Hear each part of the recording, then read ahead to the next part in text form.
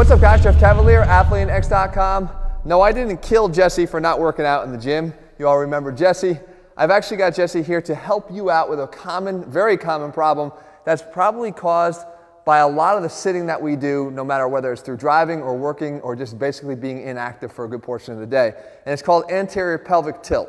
Now, what are we talking about, Jesse? Let's demonstrate what that is real quick. Bend your knees up. The anterior pelvic tilt is when you actually have your pelvis tilting forward this way. So the anterior pelvic tilt, go ahead and tilt it, is like that. So it's creating this really exaggerated arch in Jesse's back. I'll have him sit up here in a second and show it. Versus a posterior tilt that tucks it down and in. And a posterior pelvic tilt is caused by strengthening of your abs and your glutes. So what is really causing your anterior tilt and what is it doing? Come on and have that, get up on your knees, Jesse. So the idea here is, look, this is an anterior pelvic tilt. You got this exaggerated arch here. And it's caused by an imbalance of a bunch of different muscles and some weakness in some other muscles. And there's a lot of ways to attack it, but there's really only one right way to attack it.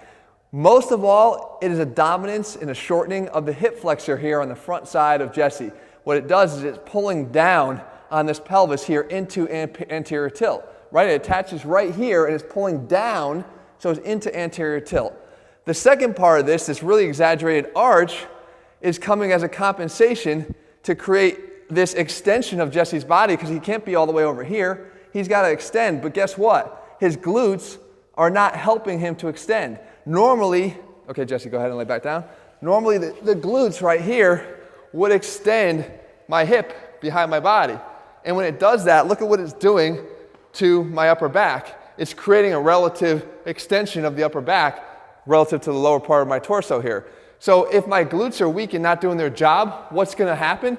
The low back, the lumbar spine is going to say, oh, I could do it. I can cause extension, and it's going to be really tight and short.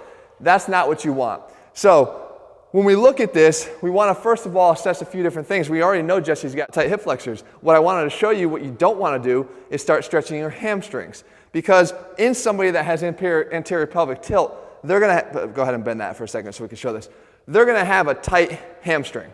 Why is that? Because the pelvis is already tilted, I'm going to show you here in a second, already tilted so far forward that the hamstrings are on stretch. They don't have anywhere else to go. So because he's already moved his pelvis this way, his hamstrings are tight.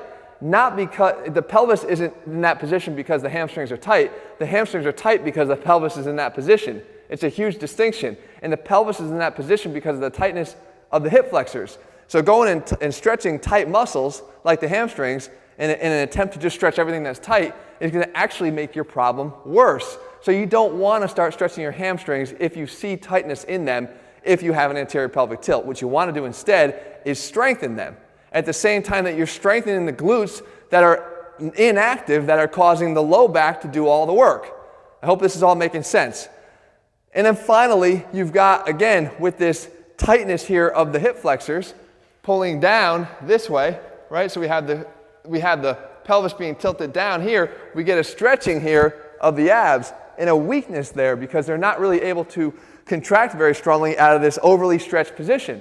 So you have to figure out a way to strengthen your abs, and you have to figure out a way to stretch your hip flexors while strengthening your glutes. So we can actually do that. Jesse, come on up. Abs, I've got plenty of videos here, guys. We have Washboard Wednesday devoted to how to strengthen your abs. The main thing you want to do is not use hip flexor dominant ab movements. I actually have an entire video showing you how to keep the hip flexor out of it when you're doing ab movements. I'm going to link it right up here behind Jesse's head.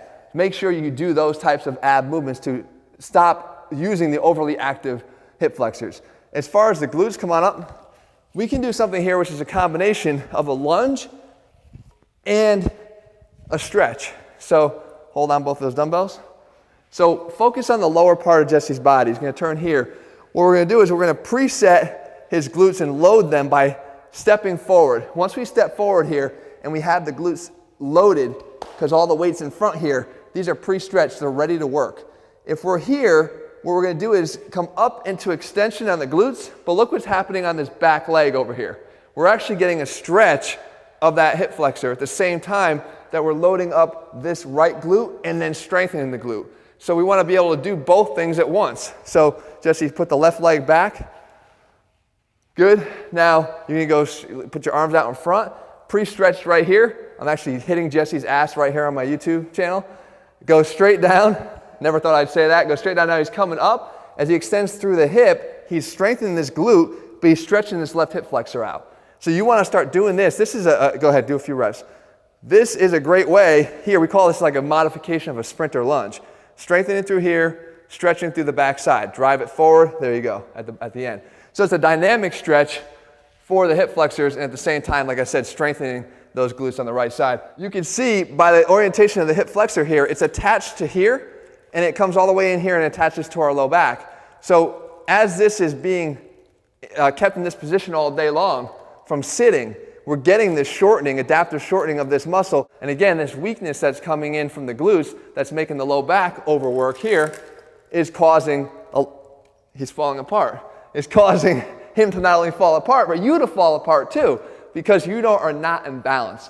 So I hope by bringing in Jesse here and this constant sort of barrage of information that you've caught the key points here. Stop stretching your hamstrings. They're probably going to be tight anyway, but they're not causing this problem. They're a result of this problem. Number 2, strengthen those glutes. Get that ass going again. Number 3, stretch out your low back if it's overly tight. There's a lot of stretches to do that. Number 4, stretch out your hip flexors. We can do that at the same time in one dynamic exercise like I showed you. And number 5, get those abs strong again and make sure you're not doing hip flexor dominant movements. All right, guys, I hope you found this video helpful. In the meantime, if you're looking for a scientific program that puts the science back in what we do, I don't make it this long and drawn out, but this is one of those more complicated issues to describe. We have it all step by step in a program. I tell you exactly what exercises to do to make sure we're not ending up with these types of imbalances that a lot of other programs will leave you with. You can get that over at athleanx.com in our AthleanX training program. In the meantime, if you found this video helpful, leave your comments and thumbs up below. Tell me you did, and tell me what else you want to see in the days and weeks ahead. All right, guys, I'll see you again soon.